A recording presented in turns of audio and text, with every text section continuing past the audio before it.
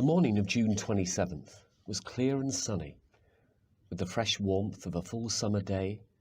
The flowers were blossoming profusely, and the grass was richly green. The people of the village began to gather in the square, between the post office and the bank, around 10 o'clock. In some towns there were so many people that the lottery took 2 days and had to be started on June 27th. But in this village, where there were only about 300 people, the whole lottery took less than 2 hours, so it could begin at 10 o'clock in the morning and still be through in time to allow the villagers to get home for noon dinner. The children assembled first, of course. School was recently over for the summer, and the feeling of liberty sat uneasily on most of them. They tended to gather together quietly for a while before they broke into boisterous play, and their talk was still of the classroom and the teacher, of books and reprimands. Bobby Martin had already stuffed his pockets full of stones, and the other boys soon followed his example, selecting the smoothest and roundest stones. Bobby and Harry Jones and Dickie Delacroix, the villagers pronounced this name Delacroix, eventually made a great pile of stones in one corner of the square and guarded it against the raids of the other boys. The girls stood aside, talking among themselves, looking over their shoulders at the boys, and the very small children rolled in the dust or clung to the hands of their older brothers or sisters. Soon the men began to gather, surveying their own children, speaking of planting and rain, tractors and taxes. They stood together, away from the pile of stones in the corner, and their jokes were quiet and they smiled rather than laughed. The women, wearing faded house dresses and sweaters, came shortly after their menfolk. They greeted one another and exchanged bits of gossip as they went to join their husbands. Soon the women, standing by their husbands, began to call their children, and the children came reluctantly, having to be called 4 or 5 times. Bobby Martin ducked under his mother's grasping hand and ran, laughing, back to the pile of stones. His father spoke up sharply, and Bobby came quickly and took his place between his father and his oldest brother. The lottery was conducted, as were the square dances, the teen club, the Halloween program, by Mr. Summers, who had time and energy to devote to civic activities. He was a round-faced, jovial man, and he ran the coal business, and people were sorry for him because he had no children, and his wife was a scold. When he arrived in the square, carrying the black wooden box, there was a murmur of conversation among the villagers, and he waved and called, "Little late today, folks." The postmaster, Mr. Graves, followed him, carrying a 3-legged stool, and the stool was put in the centre of the square, and Mr. Summers set the black box down on it. The villagers kept their distance, leaving a space between themselves and the stool, and when Mr. Summers said, "Some of you fellows want to give me a hand?" there was a hesitation before 2 men, Mr. Martin and his oldest son, Baxter, came forward to hold the box steady on the stool, while Mr. Summers stirred up the papers inside it.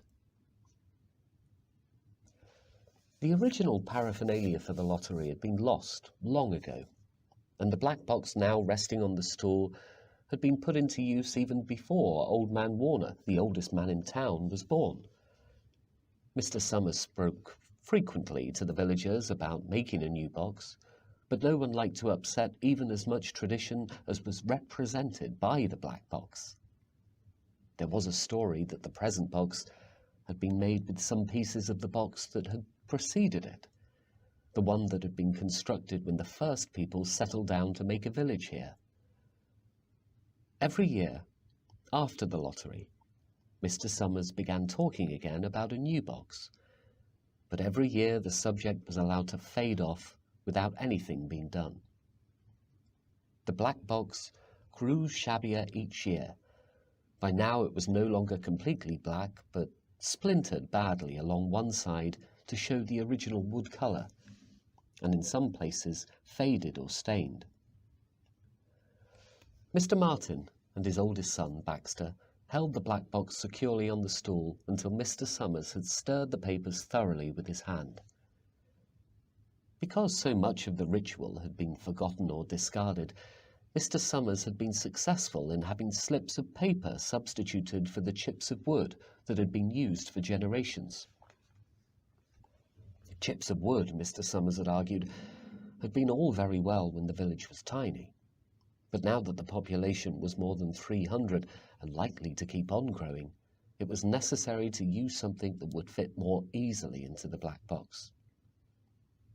The night before the lottery, Mr. Summers and Mr. Graves made up the slips of paper and put them in the box, and it was then taken to the safe of Mr. Summers' coal company and locked up until Mr. Summers was ready to take it to the square next morning.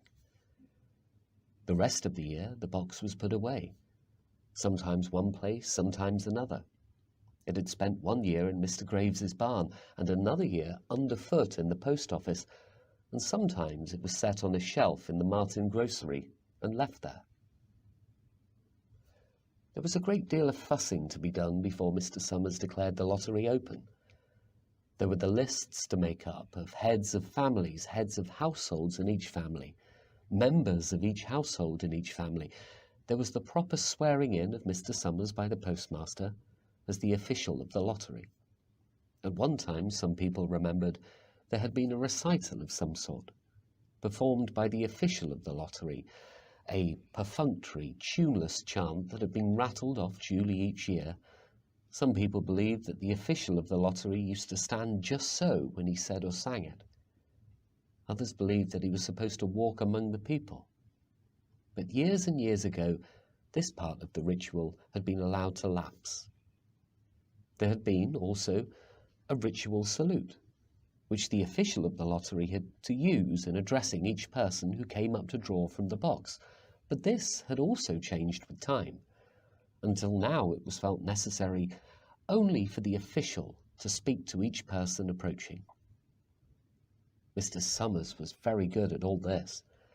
In his clean white shirt and blue jeans, with one hand resting carelessly on the black box, he seemed very proper and important as he talked interminably to Mr. Graves and the Martins. Just as Mr. Summers finally left off talking and turned to the assembled villagers, Mrs. Hutchinson came hurriedly along the path to the square, her sweater thrown over her shoulders, and slid into place in the back of the crowd. "I clean forgot what day it was," she said to Mr. Delacroix, who stood next to her, and they both laughed softly. "I thought my old man was out back stacking wood." Mrs. Hutchinson went on, "And then I looked out the window and the kids was gone, and then I remembered it was the 27th and came a-running." She dried her hands on her apron, and Mrs. Delacroix said, "No, you're in time, though. You're still taking away up there." Mrs. Hutchinson craned her neck to see through the crowd and found her husband and the children standing near the front. She tapped Mrs. Delacroix on the arm as a farewell and began to make her way through the crowd. The people separated good-humouredly to let her through. 2 or 3 people said in voices just loud enough to be heard across the crowd, "Here comes your Mrs. Hutchinson," and "Bill, she made it after all." Mrs. Hutchinson reached her husband, and Mr. Summers, who had been waiting, said cheerfully, "I thought we were going to have to get on without you, Tessie." Mrs. Hutchinson said, grinning, "Wouldn't have to leave me dishes in the sink now, would you, Joe?" And soft laughter ran through the crowd as the people stirred back into position after Mrs. Hutchinson's arrival. "Well now," Mr. Summers said soberly, "guess we better get started. Get this over with so we can go back to work. Anybody ain't here?" "Dunbar," several people said. "Dunbar, Dunbar." Mr. Summers consulted his list. "Clyde Dunbar," he said. "Well, that's right. He broke his leg, hasn't he? Who's drawing for him? Well, me, I guess, a woman said, and Mr. Summers turned to look at her. Wife draws for her husband, Mr. Summers said. Don't you have a grown boy to do it for you, Janie? Although Mr. Summers and everyone else in the village knew the answer perfectly well, it was the business of the official of the lottery to ask such questions formally. Mr. Summers waited with an expression of polite interest, while Mrs. Dunbar answered, Horace is not but 16 yet, Mrs. Dunbar said regretfully. Guess I got to fill in for the old man this year. Right, Mr. Summers said. He made a note on the list he was holding. Then he asked, Watson boy drawing this year? A tall boy in the crowd raised his hand. Here, he said. I'm drawing for my mother and me. He blinked his eyes nervously and ducked his head as several voices in the crowd said things like, Good fellow, lad, and glad to see your mother's got a man to do it. Well, Mr. Summers said, I guess that's everyone. Old man Warner make it? Here, a voice said. Mr. Summers nodded. A sudden hush fell on the crowd as Mr. Summers cleared his throat and looked at the list. All ready? He called. Now I'll read the names, heads of families first, and the men come up and take a paper out of the box. Keep the paper folded in your hand without looking at it until everyone has had a turn. Everything clear? The people had done it so many times that they only half listened to the directions. Most of them were quiet, wetting their lips, not looking around. Then Mr. Summers raised one hand high and said, Adams. A man disengaged himself from the crowd and came forward. Hi, Steve, Mr. Summers said. And Mr. Adams said, Hey, Joe. They grinned at one another humorlessly and nervously. Then Mr. Adams reached into the black box and took out a folded paper. He held it firmly by one corner as he turned and went hastily back to his place in the crowd, where he stood a little apart from his family, not looking down at his hand. Allen, Mr. Summers said. Anderson, Bentham.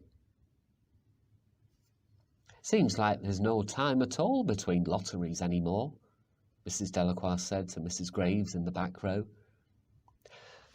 Seems like we only got through with the last one last week. Time sure goes fast, Mrs. Graves said. Clark. Delacroix. There goes my old man, Mrs. Delacroix said. She held her breath as her husband went forward. Dunbar, Mr. Summers said, and Mrs. Dunbar went steadily to the box, while one of the women said, Go on, Janie, and another said, There she goes. We're next, Mrs. Graves said.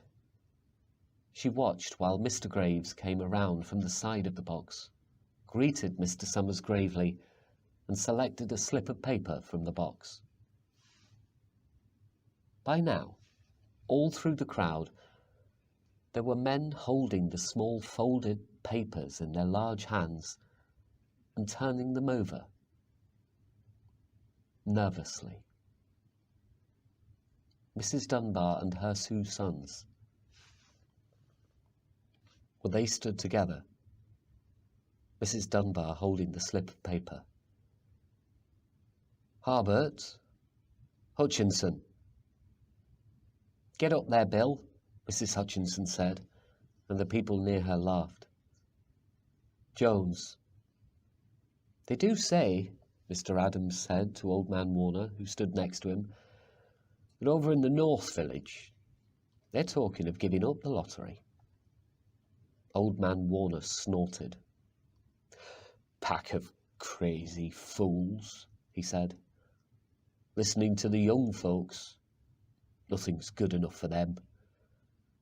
Next thing you know, They'll be wanting to go back to living in caves. Nobody work anymore. Live that way for a while.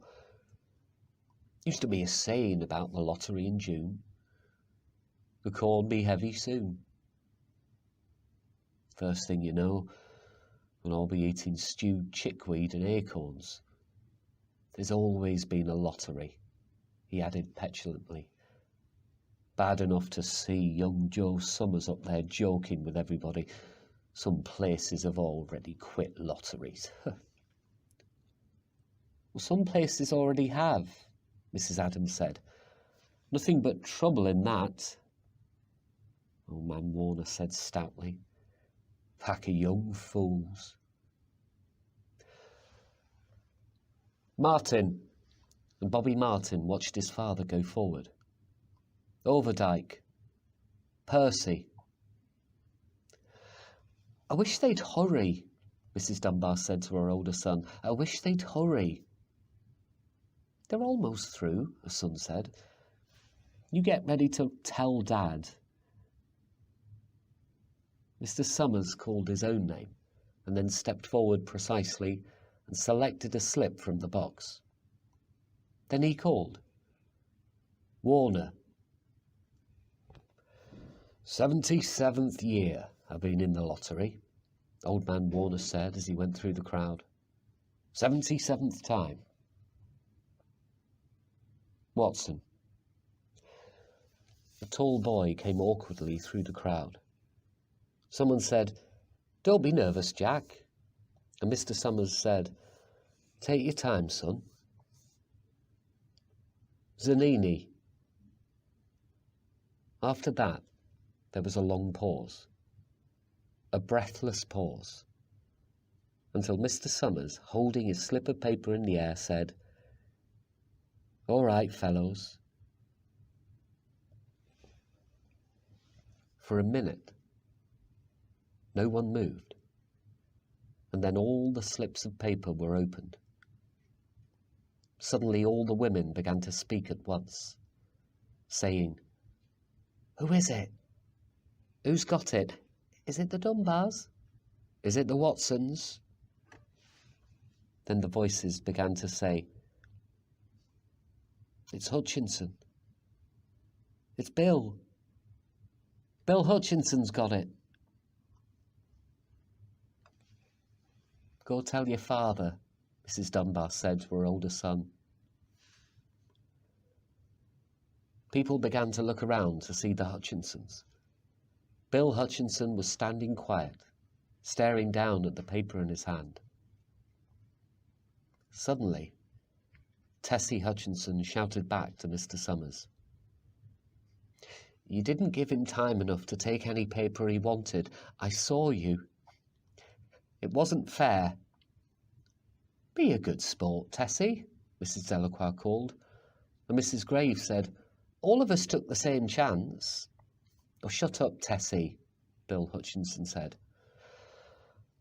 Well, everyone, Mr. Summers said, that was done pretty fast. Now we've got to be hurrying a little more to get done in time. He consulted his next list. Bill, he said, you draw for the Hutchinson family. You got any other households in the Hutchinsons? Well, there's Don and Eva, Mrs. Hutchinson yelled. Make them take their chance. Daughters draw with their husbands' families, Tessie, Mr. Summers said gently. You know that as well as anyone else. It wasn't fair, Tessie said. I guess not, Joe, Bill Hutchinson said regretfully. My daughter draws with her husband's family, that's only fair. And I've got no other family except the kids. Well, then as far as drawing for families is concerned, it's you, Mr. Summers said in explanation. And as far as drawing for households is concerned, that's you too, right? Right, Bill Hutchinson said. How many kids, Bill? Mr. Summers asked formally. 3, Bill Hutchinson said. There's Bill Jr. and Nancy and little Dave and Tessie and me. All right then, Mr. Summers said. Harry, you got their tickets back? Mr. Graves nodded and held up the slips of paper. Put them in the box then, Mr. Summers directed. Take Bill's and put it in. I think we ought to start over, Mrs. Hutchinson said, as quietly as she could. I tell you, it wasn't fair. You didn't give him time enough to choose. Everybody saw that. Mr. Graves had selected the 5 slips and put them in the box, and he dropped all the papers but those onto the ground where the breeze caught them and lifted them off. Listen, everybody, Mrs. Hutchinson was saying to the people around her. Ready, Bill? Mr. Summers asked, and Bill Hutchinson, with one quick glance around at his wife and children, nodded. Remember, Mr. Summers said, take the slips and keep them folded until each person has taken one. Harry, you help little Dave. Mr. Graves took the hand of the little boy, who came willingly with him up to the box. Take a paper out of the box, Davy, Mr. Summers said. Davy put his hand into the box and laughed. Take just one paper, Mr. Summers said. Harry, you hold it for him. Mr. Graves took the child's hand and removed the folded paper from the tight fist and held it, while little Dave stood next to him and looked up at him wonderingly. Nancy next, Mr. Summers said. Nancy was 12, and her school friends breathed heavily as she went forward, switching her skirt, and took a slip daintily from the box. Bill Jr., Mr. Summers said. And Billy, his face red and his feet overlarge, near knocked the box over as he got a paper out. Tessie, Mr. Summers said. She hesitated for a minute, looking around defiantly, and then went up to the box. She snatched a paper out and held it behind her. Bill, Mr. Summers said. And Bill Hutchinson reached into the box and felt around, bringing his hand out at last with the slip of paper on it. The crowd was quiet. A girl whispered, I hope it's not Nancy. And the sound of the whisper reached the edges of the crowd. It's not the way it used to be, Old Man Warner said clearly. People ain't the way they used to be. All right, Mr. Summers said. Open the papers. Harry, you open little Dave's.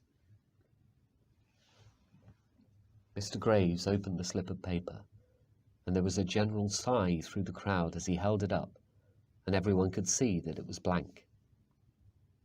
Nancy and Bill Jr. opened theirs at the same time. Both beamed and laughed, turning round to the crowd and holding their slips of paper above their heads. Tessie, Mr. Summers said. There was a pause, and then Mr. Summers looked at Bill Hutchinson, and Bill unfolded his paper and showed it. It was blank. It's Tessie, Mr. Summers said, and his voice was hushed. Show us her paper, Bill. Bill Hutchinson went over to his wife and forced the slip of paper out of her hand. It had a black spot on it, the black spot Mr. Summers had made the night before with the heavy pencil in the coal company office. Bill Hutchinson held it up, and there was a stir in the crowd. All right, folks, Mr. Summers said. Let's finish quickly."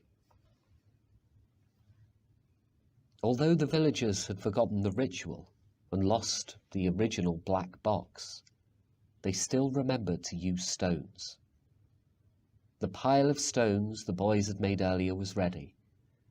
There were stones on the ground with the blowing scraps of paper that had come out of the box. Delacroix selected a stone so large she had to pick it up with both hands and turned to Mrs. Dunbar.